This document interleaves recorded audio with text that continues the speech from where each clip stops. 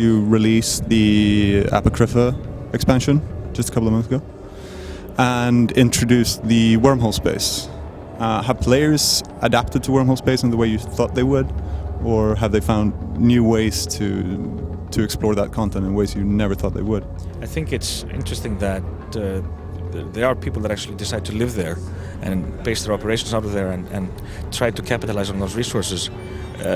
It's partly what we wanted to happen, but in terms of tools to really enable it, we haven't offered a lot of tools to really make it happen. But which we are, because we find it quite interesting to actually populate that space. It's not something that you only go and fetch resources, but also that you actually have corporations basically taking over that space.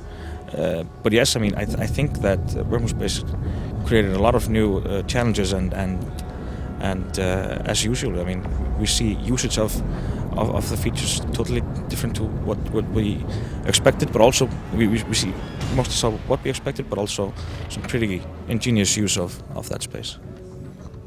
I'm not going to ask you to take sides here, of course, but just a little while ago, one of the largest alliances in the game, Band of Brothers, fell apart from the inside because they've been infiltrated by a spy.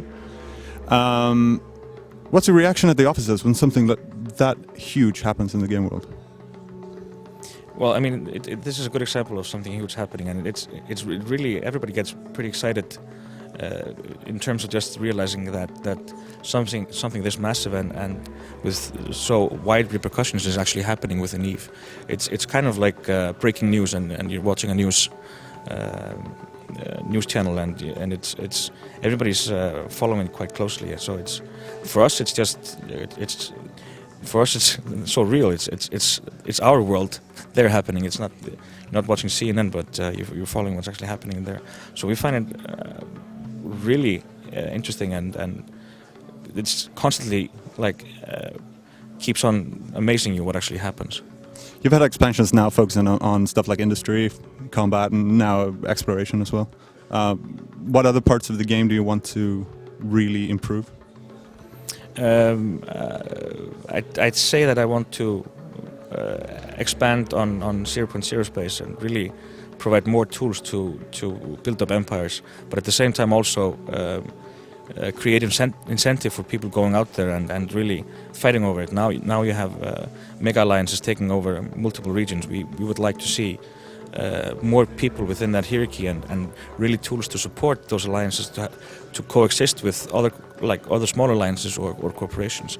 Really enable them to be a part of an empire without actually having to be part of the alliance itself, and tools to manage that kind of relationships between corporations and alliances and so on and so forth. And of course, I have to ask about walking in stations. We will walk shortly in stations, but the thing is that what have really been happening is that number one, there's just so much we want to achieve technologically with walking in stations, and secondly, of course, we simply reprioritized and we focused on fixing the game, really working with exploration and making it more meaningful, and other aspects of the game which we think were more important to address in the short term.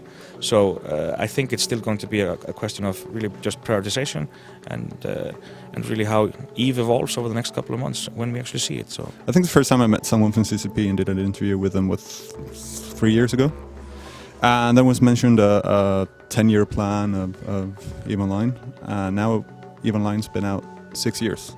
We're closing in on that 10-year line. And we still have a lot of things that we want to do on that 10-year plan, and it's always a question of how much of your people you put on improving what's already in there, how much you put on actually adding to current gameplay, like working more with 0.0 and adding new aspects there, and actually how much of the people you would put on something totally new, like walking stations. And I mean, in terms of totally new, I mean, we still have planets left in there. We would really like to expand on that. I mean, we have a lot of opportunities really around the entire universe of expanding there. I mean, how far down to the planets do you do, or do we go and add something like joystick flight, where you flying inside of massive asteroids and stuff like that.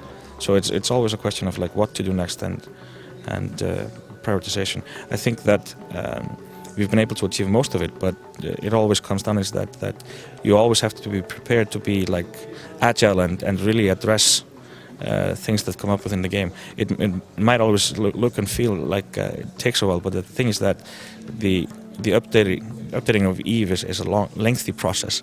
It takes time to actually from a decision being made to actually ending up on Tranquility, and we're trying to be doing that faster now with new development procedures and new tools, which enable us to be more faster and more agile. So I'd like to see how that evolves and see how that affects how fast we can actually deliver and deploy to Tranquility. You've been talking about the social web and integrating more of that part of the internet with EVE Online. Can you give any good examples of what you've planned? Well, the thing is that there's a lot of social networks out there and tools which are heavily used, and we're not really trying to compete with that. What we're trying to do is really provide tools for you to organize and communicate yourselves as a corporation or an alliance or just as a person, and really have tools that really help you. For example, just scheduling, meaning calendaring and stuff like that. So what we're going to provide there is kind of a set of applications and communication tools within the context of EVE, and then of course open that platform more through our API and also deliver applications which are extended on top of that, and you add to Facebook or MySpace or whatever. So it's not only that it's only there, we will be opening up more avenues of really sharing that information with the world as well. One of the slides you've shown at this conference showed a mention of consoles, PS3 and Xbox 360. Health and everything like that. It's really something that we want to look into, because there really are opportunities there of expanding the EVE universe, and I think that we just have to decide when and what to do. But we have huge ambitions of what we want to try to achieve. A bit more boring question of modern day affairs, but how did CCP handle the economy crisis on Iceland? Because it was quite severe in your home country. Yes, CCP as a company was quite okay through the whole thing, because we have so many tools that we can actually leverage to address uncertainties and stuff like that which come up.